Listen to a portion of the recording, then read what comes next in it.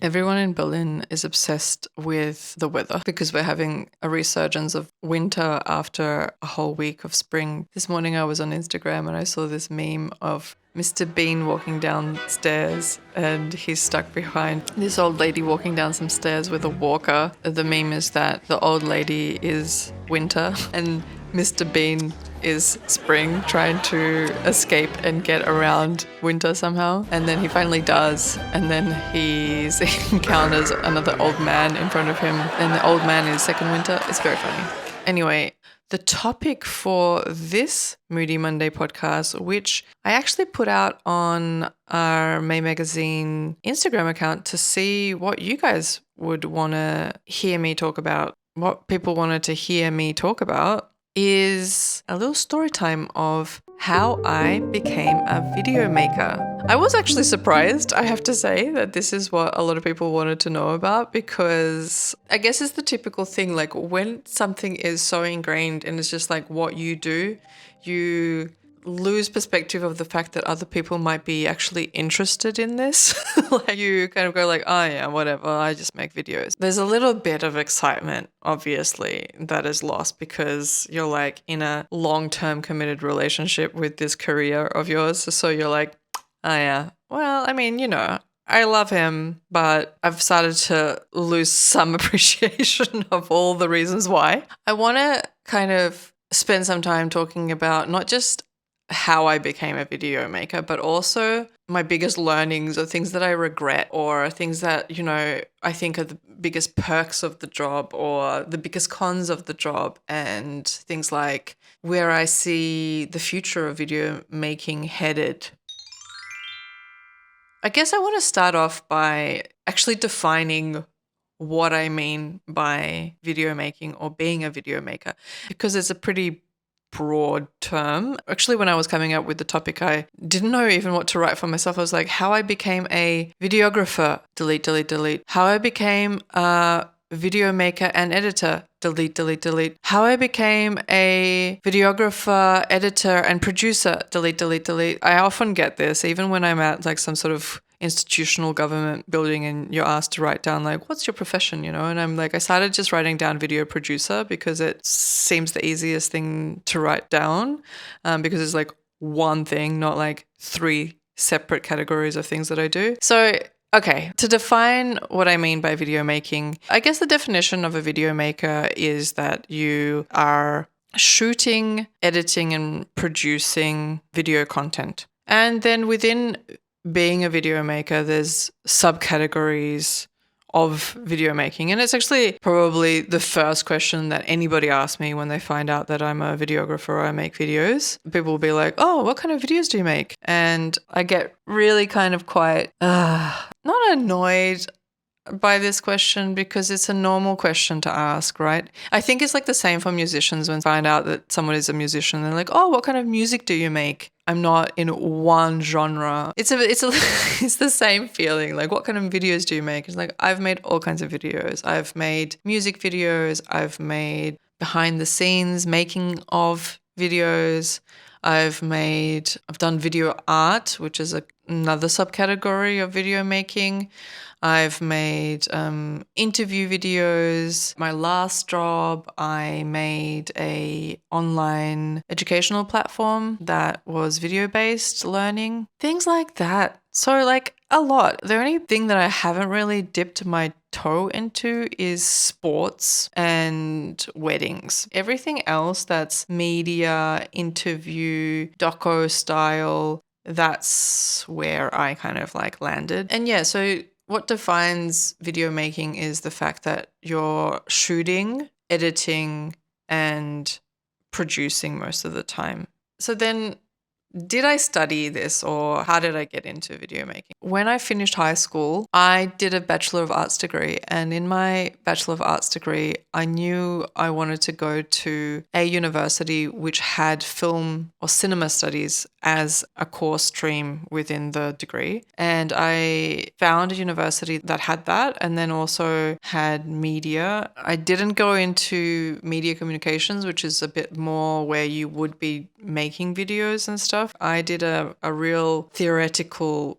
bachelor where I majored in cinema studies and media studies, which means basically that I read a lot about how media works and how the media is made, and also how films are made and the history of film. I did that, and then at the end of that, or during that time even, I was like, I don't want to be a film theorist or a journalist even, or an academic. I want to actually make films. So then I did a second course, because when I was studying, editing software was not so easily available. Neither was like getting your hands on a video cam. I mean, to give a reference, I went to university in 2002. So I finished high school in 2001, which is a really, really long time ago. And video cameras were only beginning to really, like, I mean, not really beginning, but beginning to be like something that everybody had. Like, people had video cameras obviously in the 80s and in the 90s, but not everybody. And firstly, they were on DV tape. There's a whole process. Like, you had to, it wasn't digitalized. You didn't just film something and connect it to your laptop and the footage is there all converted into MP4s. No, it was like a DV tape that you then had to kind of digitalize yourself. Or before that, it was even VHS tape that you were digitalizing. So it was a whole process. It was a little bit more complicated, and there wasn't YouTube. When did YouTube come out? YouTube was launched February 14th, Valentine's Day, 2005. Exactly. So like back then, if you had an interest in making videos, you just couldn't watch a video tutorial online of how to make videos. So then what I did was I enrolled in a short course in video production. In that course, we got given a video camera that we could use and told to walk around the campus, shoot footage, and then come back into the classroom where we all had a computer, and then we started to learn how to import footage and how to edit the video content that we just created. That was a really brief intro, and from that intro, I knew that I had more interest in this. So I then did a further 1-year course at VCA in Melbourne in film and television studies. This was a really cool, intensive 1-year course where basically we learned how to make movies, and in the end we had a 20-minute film that we graduated or finished the course with.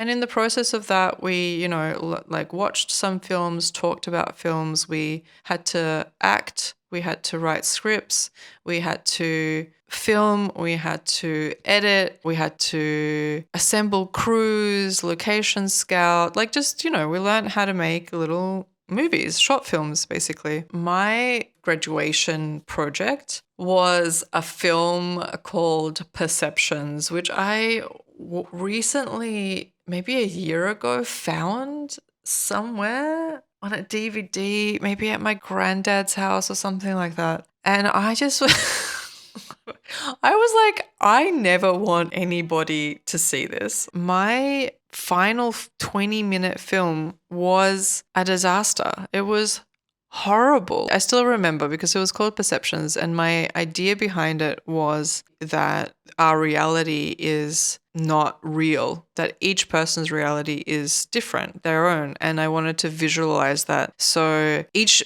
element of the film essentially was different scenes, and it was one girl's day, and she was just in the city, and then when she was in the city she was going to meet a friend for a coffee, and then she was going to walk into a shop. The point was that I was trying to show how somebody reads into things, or how they are perceiving what's happening to them as opposed to what really just happened. And so there was a setup of things like getting a message, like this girl's on her way to meet her friend for coffee, and while she's on her way she sits down and she's looking at her phone. She gets a message from her friend saying that she's running 10 minutes late, but instead of like the message reading, I'm running 10 minutes late, the message reads, I got caught up doing something else because I'm not that excited about coming to meet you. Or like when she goes into a shop, there's just the reality of like the shopkeeper saying like, hi, how are you today? And then how she sees the shopkeeper, which is just some really like ditzy person who doesn't give a shit about her and is just like, hi, how are you today? Basically, it was kind of all leading up to that coffee that she was having with her friend, and they're sitting there at the table, and first it's just her and her friend sitting there chatting, and then suddenly her friend's wearing a mask on her face, and then the protagonist, the girl herself, she's wearing t-shirts, and on those t-shirts I printed t-shirts that said like, I am stupid. All these different beliefs essentially that this girl has in herself while she's sitting there talking to this friend of hers, you know? Talking about it out loud, and even at the time I think writing about it and like writing a script and everything wasn't so uninteresting of a topic, you know, but how I managed to visualize it, I decided also because I knew going into this course that I wanted to be a cinematographer, which is the camera person, the person that films films or films videos, and I didn't really have so much interest in script writing or directing, any of that. Like I knew that I wanted to do camera specifically. And so it would only made sense for me that in my final film that I would also be the person filming, you know, not get another person to film and I direct. So I kind of directed and filmed and edited, I think, with the help of my friend at the time too. But it was mostly like I kind of did it all, whereas other people didn't do it that way. And I actually shot a couple of people's films, end of year films, who they were really beautiful. I did well in that role, but mine was just a bit of a disaster. I decided to go for a VHS style thing because I wanted it to be more like that aesthetic. Could have been cool, just wasn't cool though. Yeah, it was a flop. It was a real disaster. It wasn't flowing. The editing wasn't good enough. Everything, it just bad. And it's funny because it's not like, oh, I'm sure it's not that bad. Oh, I'd really want to see it. I wonder if what she's saying is true or whether it's actually really amazing. It's like, no, look, I watched this like a year ago or something, and I made this in, I think, 2008, 2025, 2008 makes it 17 years ago. Okay. So if you still do not like something 17 years later and you didn't like it 17 years ago, then it's like, that's real. That was not a good film. That's the test, you know, the test of time. Did it age? Well, no. Regardless, I remember at the end when we had our screening and the lecturers were there and all the teachers at the time were like, I think you're really strong visual maker, but I can really see a career for you in video art. It was pretty clear from that film and from my first film as well that my visual storytelling or what my mind does is not like a linear story in any way, shape, or form. Like I'm thinking conceptually, I'm thinking abstractly. And from there though, like I was like, oh yeah, okay, noted. I heard what you said, but I didn't at that time think, oh, I want to make videos or I want to get into video art or whatever. Like I was just like, okay, whatever. Out of there though, I kind of moved into and got into video art through a friend when I moved to Berlin who actually had a director friend who was working on operas here in Berlin. And so I worked with this guy on a couple of operas, one opera specifically, and then a film that he made, like a really B grade film. Yeah, I think it was supposed to be funnier and more tongue in cheek than it came across. And also the opera was you know, also like these good moments when you get an opportunity and on paper it really seems like an amazing opportunity because it's like literally making video art that's going to be projected in a huge theater in Bonn for an opera. It sounds amazing and it is amazing, but the thing is that like I didn't really connect to the director and I didn't connect to his story. That's difficult, you know, because my style and my aesthetic is quite different to the person that I'm working with. So I wasn't really happy with that result either, although it was like a cool opportunity.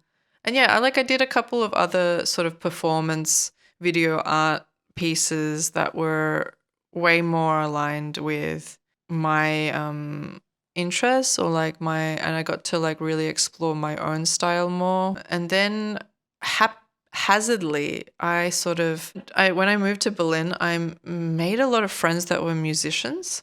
And it was actually through that I started to film music videos for artists.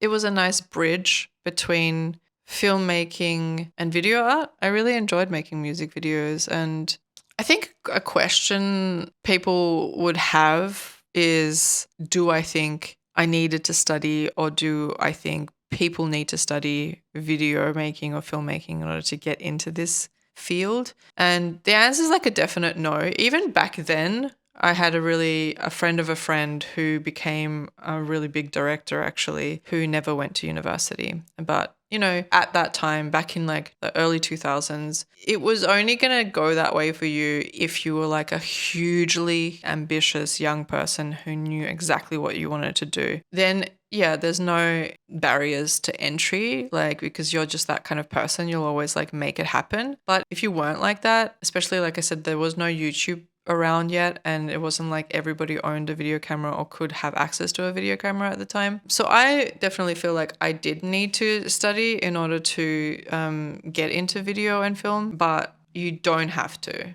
And I think these days, specifically with YouTube, with Skillshare, with the plethora of online video learning platforms, no, there's no need. The biggest thing that studying filmmaking did bring was the network of people. You did meet a lot of other people who are also interested in the same thing as you, who are also working on projects, and who you then get on board on multiple different projects through. And then the same works after study, like when you go into making money from this sort of stuff. It is helpful in that way, especially if you're a little bit shy. Like, you're not, like I said, you're not like 1,000% go-getter kind of person. Like, you're like, oh, I don't know. This is something I'm interested in, but I, need a little bit of help. I would recommend that in that case. And you also just get the equipment to use, which is expensive. Just audio equipment is expensive. The cameras themselves are expensive. Film equipment and video equipment is crazy expensive. Being a young person and having access to all of those things without having to buy them yourself is also another reason why people study. The irony, of course, being that, especially like I studied in Australia, and university is not free. You end up paying for it, but you end up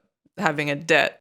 Yeah, so you are paying for it, but you're just not paying for it like upfront. So that's another perk, essentially. But yeah, it really depends. Like, I think it depends on your personality, and I don't think you need to. And these days specifically, I think like people are doing all kinds of things, making all kinds of videos that I don't have any idea how they do. Like, I'm not using all the different apps in-app like editing software that people use now for social media. So, and then like, do I have any regrets? Like, I was thinking about this, like, what are some of my top regrets as a video maker?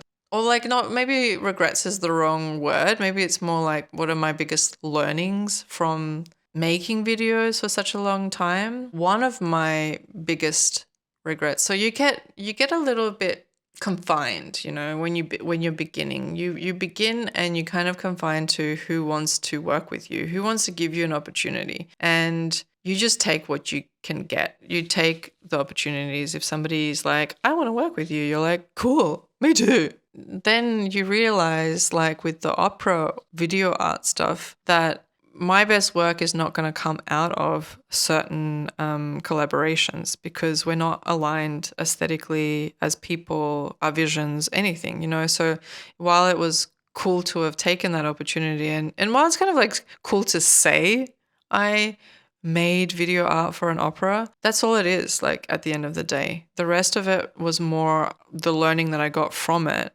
which was align yourself with people whose visions and ideas and stories you connect with, So that's something that I kind of like now would pass on. Don't take any opportunity just because it's been presented to you. You can still have a bit of discretion in terms of choosing what you want to do, It's like, maybe at the end of the day, it will be even better for you to just make your own thing for yourself than it is to work with somebody else who you're just like not aligned with. Then another, like a tech techie kind of regret that I have is that I regret that I didn't train myself up in Adobe Premiere earlier.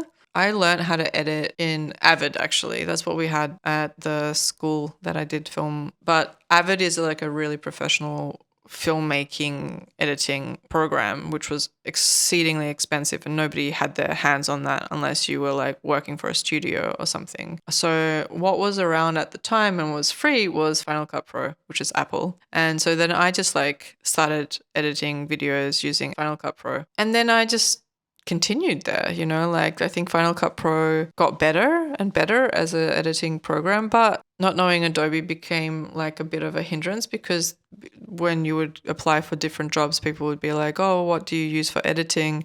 And then they would ask like, do you know Adobe Premiere? And if the answer was no, it's not like such a big deal, specifically if you like are a video editor. Obviously the quality of your work is like what people care about, so they're like, okay, but you're a cool video editor, you make cool videos, it doesn't really matter, you can learn Adobe. But I think I just would have made the switch earlier. And then another regret that I have is when I was making music videos, because I wanted to be a cinematographer. And a cinematographer's job is basically to capture the director's vision visually. A cinematographer will be known for the style of shots that they do and a general kind of aesthetic that they bring with them to films, but their job is to be the eyes of the director. So when I started working with musicians here, when I moved to Berlin, and it was a great sort of bridge for me between video art and filmmaking, because that's essentially what music videos are, I took the approach with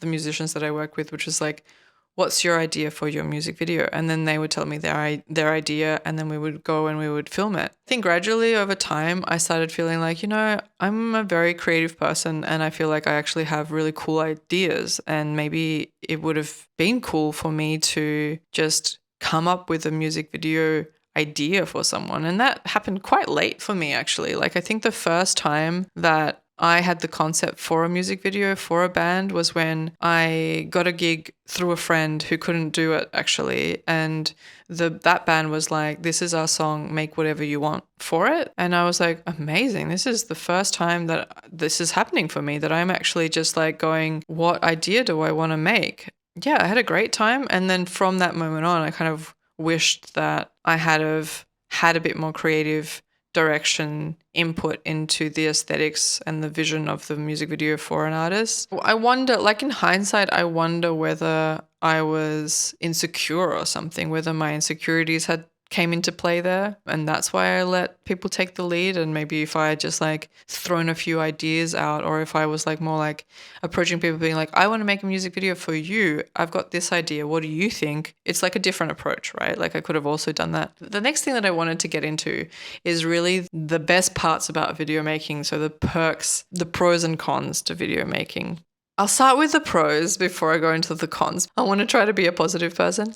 The pros of video making. So one of the biggest pros of video making is that you're not sitting at a table. You're you're out there, you are moving around, you are with a group of people usually, like you're never alone filming. It's dynamic. That's a real pro. Usually you also like travel. There's definitely traveling involved. Like if it's outside of the country, within your own city, nothing is being filmed in your apartment, right? It's like usually that's not what the place where it's happening. So there's always movement, travel, people, dynamicness to the job, which is really, really cool. In America, they called it the craft services, but in Australia, it's just called catering or the unit catering. If you're lucky, that can be amazing. You have like amazing snacks. And that's another tip. One massive tip that I ever learned is when you are filming, or if you're like really the person who's producing something and it's like a low budget, whatever, and people are going to be spending long hours shooting with you, is have great snacks and have the catering really done well and paid for, because lots of the time, especially if it's underground stuff, people are not being paid much or at all. They might just be helping out. And in these cases, it's like really makes such a difference to the energy levels and the motivational levels of people on set filming when there's like great snacks there. I mean, it's a creative job, like it's really cool. Like, I mean, that's something that is, you're using that part of your mind, which is like a special part of the brain, I guess. And that's a real perk if that's something that you enjoy or gives you life, Okay, and then the cons of the job. Well, cons of the job is long hours. Like, when you are working on independent films, budget is massive, meaning that nobody wants to shoot for a year if they can shoot something in a month, because obviously the budget that goes to shooting something that lasts a year is going to be exponentially bigger than a shoot that lasts for 2 days or a month. So when things are budgeted in, if you're shooting for a month, for example, or for 2 weeks, most of the time the call times are going to be very early. They're going to start at you're going to get picked up at 5 a.m. You might wrap at midnight every day for a week or for longer. And that is excruciating, and it takes a real toll on the body. And the only way that you can get through is by loving what you do. There is no other way around it. It's pretty cutthroat. It's kind of cool in that way because it kind of weeds out the people straight away. If you don't like it enough, and if you're not going to make it, because it's just like a really intense schedule, because it's not just like you don't have a life. Like, you're not seeing your family, you're not seeing your partner, like, unless you're both working on the same production. But like, if you're not working on the same production, you are not seeing your family or your friends very much at all during times of production. And that's really intense. So in those situations, you're like, what's going to get people through? Either the pay is going to be amazing, which it rarely is. That's the truth too. Like, it's not like amazing pay, especially for independent, smaller productions. Like, once they get bigger, obviously the pay also gets better. But it's not like people are not buying mansions from their pay as a second AC. They're getting by. They're doing okay, but they're not like rolling in cash. So that's something to be very, very aware of, is that the labor intensity is really high. The physicality is also really high. Like, I really stuffed up my back last year, and it was thankfully during a year when I had been let go because of major layoffs in the company that I was working for. And I had a year off last year where I was like, went back to my passion project, which is May Magazine. But I was kind of lucky that back injury happened during that time, not during my professional work time, because I was unable to move really. Obviously, that's a big part of the job as a videographer, is to be on your feet, lifting heavy things. And yeah, like I said, the perk is that it's a dynamic job, but the con can sometimes be that it's a super dynamic job. And I realized that as I was getting older, I was starting to enjoy the post-production video editing side more than I was the filming side of things, because I just I can just wake up in the morning, make my coffee, sit down at the table, open my laptop and start my day editing on the computer. But I just found that like 10,000 times easier. One of the reasons why also women are not as often in the positions of being a camera person is because when it comes to lighting, when it comes to camera, it is very labor intensive. So you're going to be lifting a lot of things. And, people can be like, yeah, women just aren't as strong. That's just a fact. They're just not as strong. So this is not maybe the right job for them. That's all BS, like women are very strong as well. And it's not like a barrier for them to become a cinematographer or camera assistant or anything. It's just a bit of a men's club that's gone that way, but whatever. So that's like a con. Another con obviously is the money side of things. Like, if you are a freelancer, most people are freelancers in this world. That's always the same deal. Like, the hustle is real. You never know if you're going to get another job just based on your last job. And then lastly, I want to talk a little bit about where I think the future of video making is headed. I can't talk about this without talking about AI and video at all. And actually, I know a few AI programs that are around right now that create video content. So there's Runway, Dream Machine. Apparently, Meta's got a movie gen program or something as well. There's Adobe Firefly, which I've never used. So I thought actually it would be interesting to try out one of these programs. And so I made a subscription to Runway, which is not a good idea because I need to remember these things. Sometimes I sign up for things, and unfortunately Runway did not have an option where you have a free trial, so they actually make you subscribe. So basically I subscribed to Runway in order to be able to test out the video generator that the program uses in order to talk about what it does and how it looks. So I did a little test. So basically the way that it works, from what I gather when I signed up and need to remember to unregister myself because I'm going to be charged 15 euros. It's 15 euros a month to use Runway to generate videos, basically, if that's something that you're interested in doing. I haven't up until this point in time because I am a video maker myself. This program is literally taking my job right now. So basically what I did is I found this image, like a free stock photo of a woman sitting at a desk recording a podcast.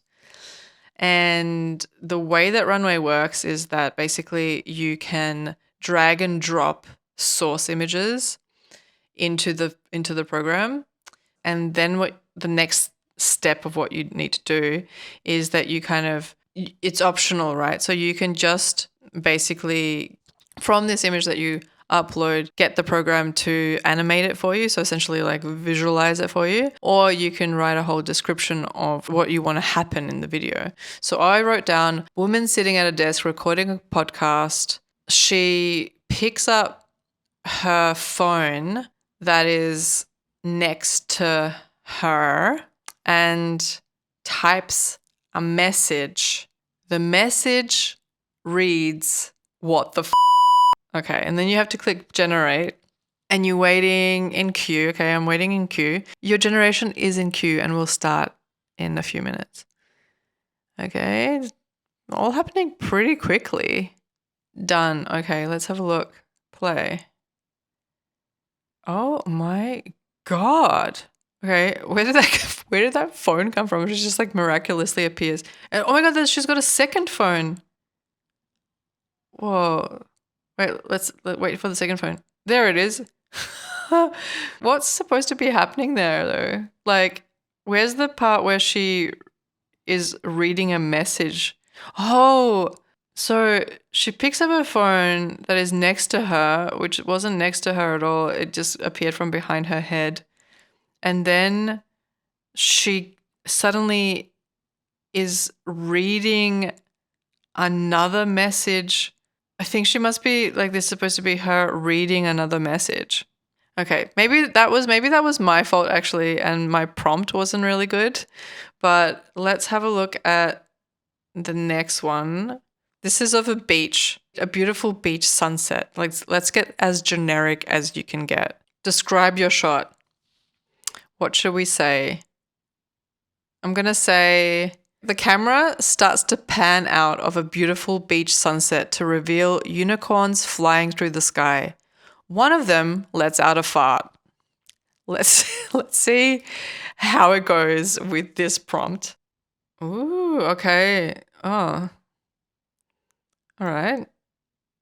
So the waves have been animated.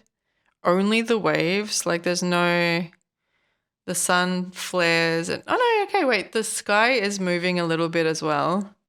But where are my unicorns? Not a single unicorn in sight. Is this maybe a thing? Maybe they can't animate unicorns. Maybe I'll do one more where I'd write in a horse appears running down the beach. Okay, let's go back to this one and just write in, instead of unicorns, to reveal a horse galloping. I guess they don't run down the beach. Right, let's say more specific. Let's say like a brown horse. A brown horse galloping down the beach. Generate. Oh, oh my God. Like, why? I didn't say it mysteriously appears from the underworld and then gallops onto the shore. Okay, so it's like not getting my prompts well at all, but I mean, it's pretty amazing. And I do have to say, one of the reasons why I did actually want to test this out was because I have been thinking about how great it would be when you're on a low budget, for example, like I am, and I'm creating these video podcasts now, how kind of great it would be when I'm describing something if I could actually visualize it. And obviously, you can't, like, the time that it would take, and also, like, I just don't have the skills to make a whole animated video of a sequence of something that I'm talking about, or like the time that it takes to find the exact visual photo online that is related to exactly what I'm talking about. It's very labor intensive as well, and sometimes won't even get me the results that I want. So I have thought about how cool it would be if I'm just like talking about a person unwrapping a gift, and then I can just like generate this video myself. The problem is that like it's all looks still so AI generated. Like at least these examples, I'm very impressed by how it animated that woman into life. Like that's amazing. That's like one image that's taken from one side. You can't even see the other side of her face, and she's like moving around and talking, and wow, like it's really creepy, honestly. It's very, very creepy, but also very impressive. Where I think the future of video making is headed is way more into this direction.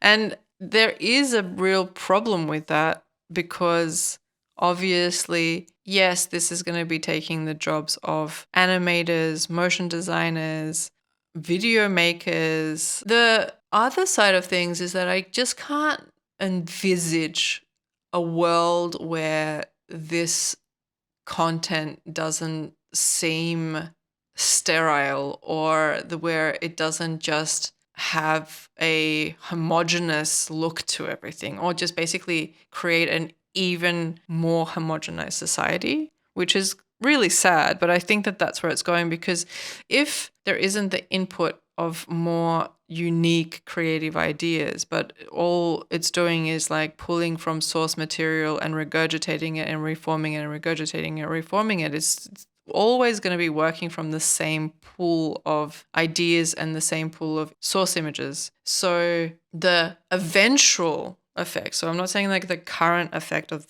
these things will be, and also the fact that there is so many source images might kind of make this point to an extent moot. But I think that overall in the future, there will be a greater homogeny to the content and the images that we consume and see through processes like this, if artistry is eliminated in itself. But besides AI, so obviously I don't see any positive aspect to this at all. I do have curiosity in this. I think that if you don't have any curiosity, you run the risk a little bit of not moving with the times. And I just think that we don't have the perspective anymore of, like, I was having this conversation with my auntie a month ago, and she was kind of having a moan about her dad, who's passed away a long time ago. He just was so linear. He never would have thought that you can or should take any credit in order to buy an apartment. You know, there's lots of ways that people navigate through acquiring more wealth through also going into debt and purchasing things at the right time, right? She was just sort of mentioning that to me. I mean, I didn't want to say this outright to her face, but she's a very person who's not really moving with the times. Like, she does use the internet now, but very, very late adopter to any form of, like, I think her and her husband only got Wi-Fi and internet installed in their house maybe like 7 or 8 years ago. Considering that the internet has been around for the last 20 plus years, yeah, they were quite late to that. She's just not a very future forward kind of person. So I just thought it was kind of ironic that she was having a dig at her dad for being very like not business or financially savvy person, when in fact she's a little bit slow to join the game. So I think that there is like a bit of a choice. You don't have to have curiosity in AI. You don't have to use ChatGPT. You don't have to use Midjourney. You don't have to use what's this one that I just downloaded called Runway. You don't have to use any of those things. Like, it's cool. That's your choice. But the possibility to visualize things that are in my mind so that other people can see them without needing a whole production studio or team of, professionals to do that for me is pretty groundbreaking. It's like, I don't want to say revolutionary, but like it's pretty up there. Like it's just crazy. And I don't want to be so like black and white with everything and say, oh, but that's just like killing people's jobs. And because I can definitely see how you could ascribe the same stuff to something else 70 years ago. And now if you looked at it, the first telephone that exists, there was a bunch of people going like, what the hell? What's wrong with pen and paper and sending letters? Do we really need this? Isn't this just like going to be taking all the postman's jobs? 100% there was people saying that at that time. And now can you really fault phones from existing? Like, no, they did make our lives a lot better, a lot shitter in many ways as well. Like being able to contact whoever you want, whenever you want, all the time, not always the best, clearly. But would I wish telephones never to have been invented? No, I wouldn't. We can be mad at the Industrial Revolution, essentially, for the whole sequence of events that it was going to send into motion. Be angry at that. You can like be angry at that. You can also then like opt out. 100% you can opt out. You can not use AI for anything, and that's cool. And you can also be someone who, when it comes to children, to your children, for example, like really reduce their ability to use potentially AI in the future. Like some people don't allow their kids to really watch television, or screen time has become a really big issue. There's ways that you can sort of like control how your family, your children, and yourself included uses these things. But to blanketly not see any benefits to them, I think is also being a bit short-sighted, because nothing in life, I believe at least, is as black and white as that. So there's AI. Then I also think 3D VR is also going to become like a much, much bigger thing. There's obviously the Apple headsets that have been released that I sampled with my partner, and they are kind of also mind-blowing. Like I was so mind-blown with the resolution of the images when I had this headset on. It felt like, honestly, being inside a dream. Like if you've ever had like a really visceral dream, which just feels the same as real life, like you can hardly say why is one real and the other one isn't. That's what it felt like. And honestly, there's an aspect of that to me that is incredible, but also terrifying.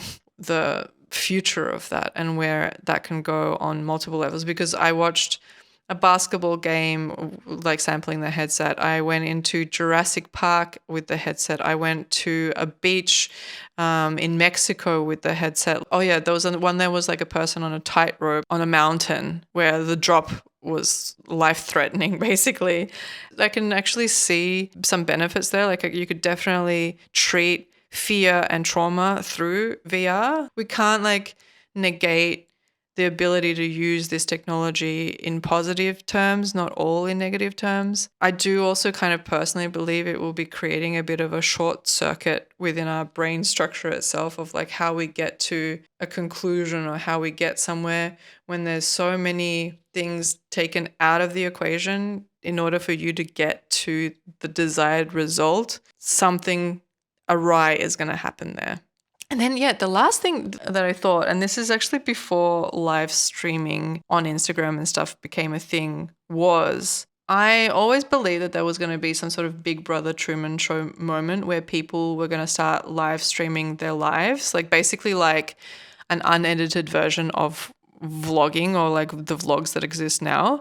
So essentially you would be able to tune in and watch what someone is doing live at any moment. Like now I would have like, say, a camera installed in the corner of my lounge room, and I would just be having a live stream where people could like tune into my house. Obviously you have the autonomy to turn on and switch on this live stream camera when you want, but where it would be in an unedited and unfiltered way, which I mean, honestly, I really can see things going there, because there's a lot, people are like really amping up, really do want this authenticity. Like people love people who are authentic. I think, you know, hopefully, I think that there is a real desire for that. How much more authentic can you get than just having a live stream of somebody in their house? You really can't. But then I kind of like had a really dark thought around that, which is like how CCTV exists and how the government basically wants to